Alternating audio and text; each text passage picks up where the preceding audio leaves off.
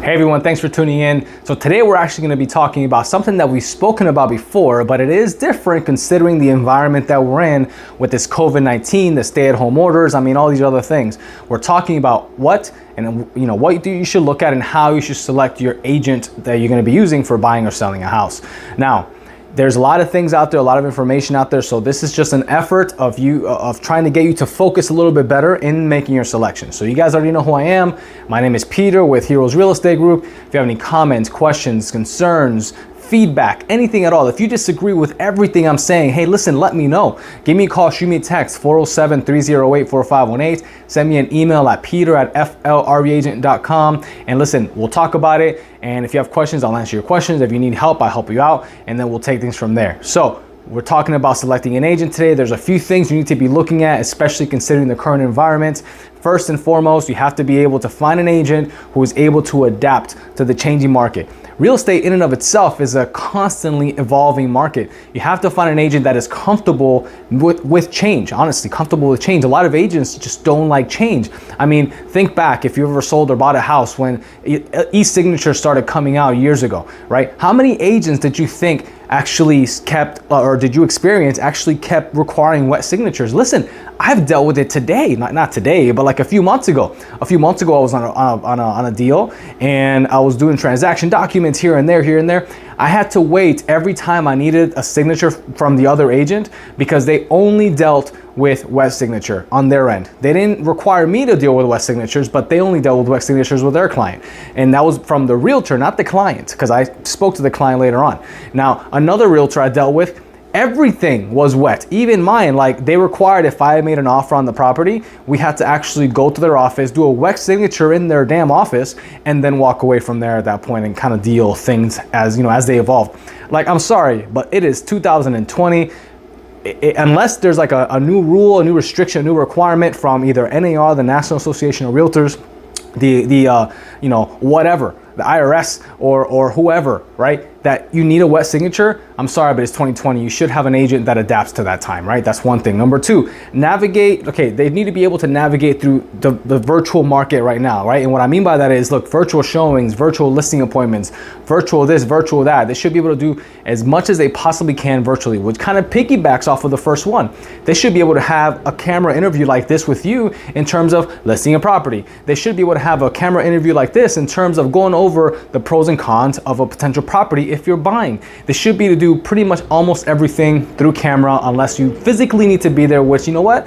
It can be pictures, maybe letting the inspector in for the inspector on the buyer's behalf, and that's pretty much it. The final walkthrough. So three things in reality you cannot get away from. You have to be at the property. Everything else can be done virtually. You have to find an agent that's willing to do that. Not just wet signatures and electronic signatures, but also this communication should be able to do virtually. Find an agent that is able to do that. Also, find an agent if you're selling a house that is able to price your property correctly in the current market. Listen, I don't care that COVID-19 is going on. It does not mean that you have to lower your price point dramatically just to be able to sell your house. I hate to say it, but more times than not, what's going to happen is the agent may or may not be desperate to lower the price so they can sell it, so they can make some money. Now, listen, it's no secret. Everybody's struggling at this point, and agents work off 100% commission. But watch out for that. If there's other homes selling in your neighborhood that just took a little bit longer because of this COVID-19 thing, and your agent is advising you to drop the price, or you're talking to an agent to potentially list your property and they want to list it way below market value so it could sell quick, you got to question that. I'm sorry, that agent may or may not have your best interest in mind or at heart. So please ask the hard question. Why did you get to that price? How did you get to that price? Show me the proof of the comparables on how you got to that price. It is very, very important. I dealt with this personally, not myself, but with a good friend of mine actually called me yesterday, and they were basically telling me that their agent that's selling their house in Alabama was basically telling them they needed to lower the price because things aren't selling or things aren't moving.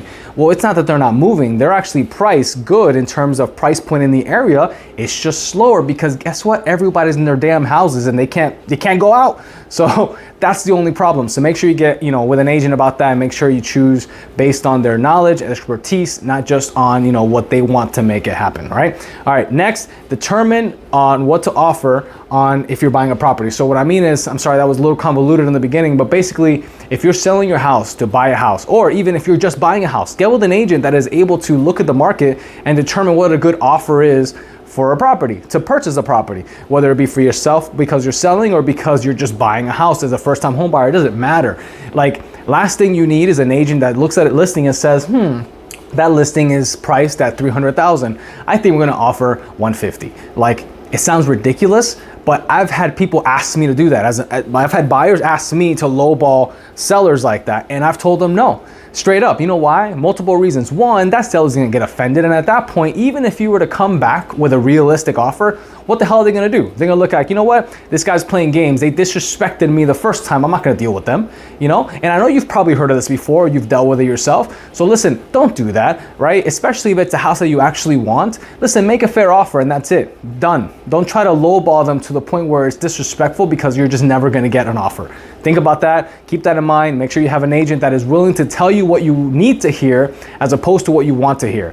I tell people what they need to hear. That's why I do things like this, because this is the most raw, transparent way that you can get to know me, right? I have my mouse here because I'm scrolling on the screen that's back there from my notes. I'm in my home office. I'm doing my little recording video thing. Like, I'm as transparent as you can possibly be. Ask me any question and I'll be able to answer it as long as it's not too personal, because some things, should be private. But at the end of the day, listen, ask me anything about the business and I'll tell you whatever I know, right? And if I don't know, I'll find out. But that is how your agent should be. So keep that in mind. And listen, at the end of the day, I would think when I first came into this industry, that these are common virtues that all agents should have. I came from a military background. I was a Marine Corps veteran. I was in the Marine Corps for 10 years. And when I got out, I thought that, this is how people conduct themselves. This is how an adult conducts themselves, because I went in when I was a teenager, And it turns out that's not true. As a matter of fact, a lot of salespeople that I've encountered are so far off the mark in terms of ethics, transparency, and everything else. You have to make sure you watch your back when you're dealing with anybody, right? Dave Ramsey, I believe it was, he said something, and I'm sorry, I'm going to paraphrase, but he said something along the lines that when you partner with a individual to help you, right, with something like this, whether it be real estate, insurance, or whatever, with an investment, you need to find someone who has the heart of a teacher, right? They have to have the heart of a teacher, not the mind of a salesman. And I'm pretty sure he said something like that. Again, I'm paraphrasing. If I got it wrong, I'm sorry. But basically what he meant by that, at least what I think he meant by that, is you have to have someone that's willing to do this, that's willing to tell you the hard truth and to come from a place of learning, of educating, right? Of being there as transparent as possible to tell you what you need to hear, not what you want to hear. And that is the only way you're gonna actually, have a good working relationship, a partnership, if you will, with that agent to go ahead and help you out, whether it be buying or selling or whatever the case may be. So what does it mean? Listen, when hiring an agent, make sure you ask them those hard questions, but then you try to find out who they are as a person. And you know what the best way to do that is? Look at their social media. I post this on my social media, my Facebook page or whatever. Like, you guys see this on my Facebook page. It also goes on YouTube. It goes on my LinkedIn, all these places. But look through their social media. Are they just posting like recipes for cookies?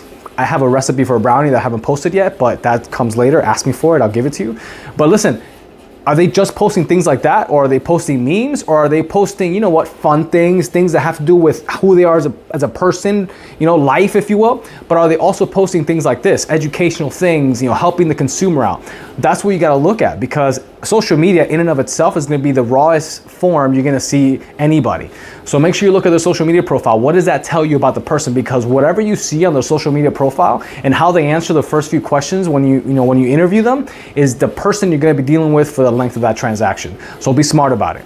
That's where I'm going to end it. It almost turned into like a little rant, but I'm going to end it right there. Listen, if you have any comments, questions, concerns, feedback, if you want a list of questions you should be asking an agent, hey, give me a call, shoot me a text, 407-308-4518. Send me an email at peter@flreagent.com. I might get a lot of heat for this video, and that's okay. Some of you are going to agree with it, some of you are going to love it, some of you are going to hate it, and some of you are going to hate me for it, but it's okay. So listen, comments, questions, concerns, feedback, anything at all, call me, text me, email me. We'll help, we'll talk. I'll help you out if I can, and we'll go from there. All right? Until next time, talk to you soon. Bye.